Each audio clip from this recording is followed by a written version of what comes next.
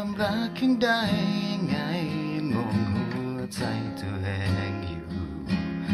เหมือนกันว่าทำไมฉันนั้นดูแปลกไปใครจะไปรู้ว่าความรักมันจะเกิดขึ้นตอนไหน